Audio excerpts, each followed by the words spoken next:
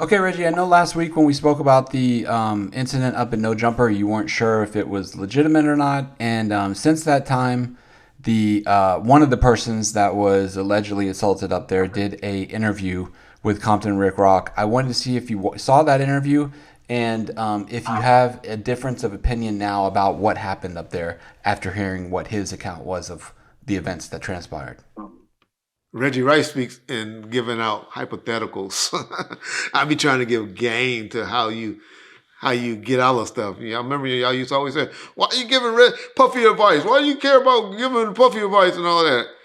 I talk about stuff like that and throw stuff like that because that's the hot topic of the subject. I'm just be up here just trying to give y'all game to how you deal with things and how I would have swung it and how I was swinging. I knew that shit was real. Y'all don't think me and White 100 talk daily? Y'all really don't believe that? So I know, and Wack don't lie to me. Wack tells me. But, so I knew what was going on. I was just trying to throw out hypothetical to give people a defense. You remember, the lie that Reggie Wright told when he told Frank to go and lie. You remember? Because I knew what would have happened if Tupac would have survived.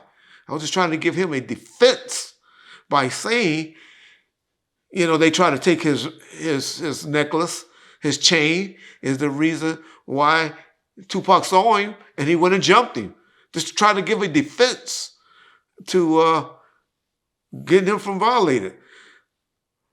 But man, Compton Rick Rock did a great job of bringing out that truth, killing all of the stunts, as Reggie Wright put out, possibility narrative or whatever narrative. If y'all haven't gotten a chance to go listen to Compton Rick Rock's interview, y'all make sure y'all go and do that because he did a great job of answering questions and getting that guy Jay Reed to explain what happened and what they were there for.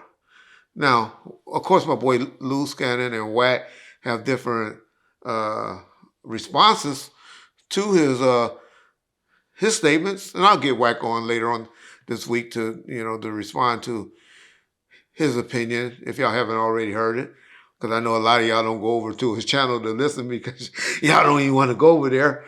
But just so we can clear up the narratives, we'll try to reach out to him. I may even try to reach out to Compton Rick Rock and see what he can give us as far as additional information that, because a lot of things that don't come across on the interview, you get behind the cameras to see if there's anything else that they would like to add.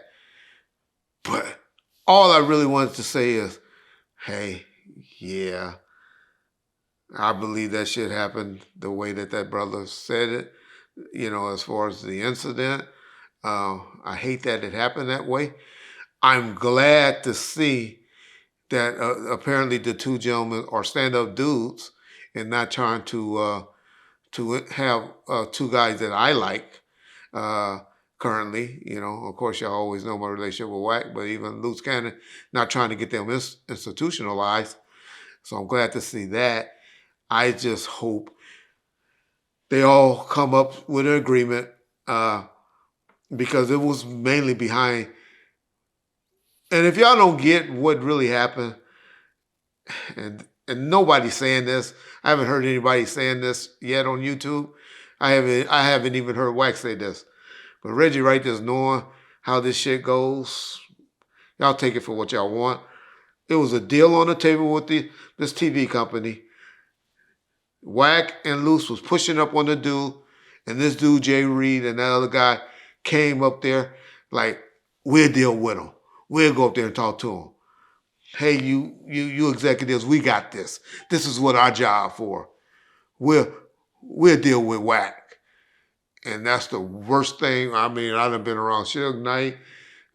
They hate when other motherfucking gang member or hood dudes try to insert themselves into the situation and try to be like, I'm going to be the captain save a hoe. And that's why they did that. because these dudes, or this dude Jay Reed, was trying to be the savior for the guy that had the TV network and insert yourself in the situation. And that's one thing you gotta watch when you insert with people that got deals on the table or had deals on the table that you didn't bring to the table. And you trying to insert yourself into the table or the situation, like you gonna keep me calm? Well, not with those two. And unfortunately, that's what happened. So that's what the bottom line is to what happened on the situation. I know nobody's saying that, but me being around and seeing that whole situation and listening to everybody, guarantee you, put my life on the line, that that's why Whack and Loose reacted the way they did in that conversation. Because they was like, nigga, this don't have nothing to do with you. And okay, you want to be Captain Save-A-Ho? This is what's going to go down. All I hoping and all that we need to be trying to get done now before this blows up to be a gang banging situation, or because Crips do fight Crips, Pirus do fight, and we know that Loose and Whack on both sides. But before this be a gang situation, that the guy from that TV production company, Adam, unfortunately, now he's involved.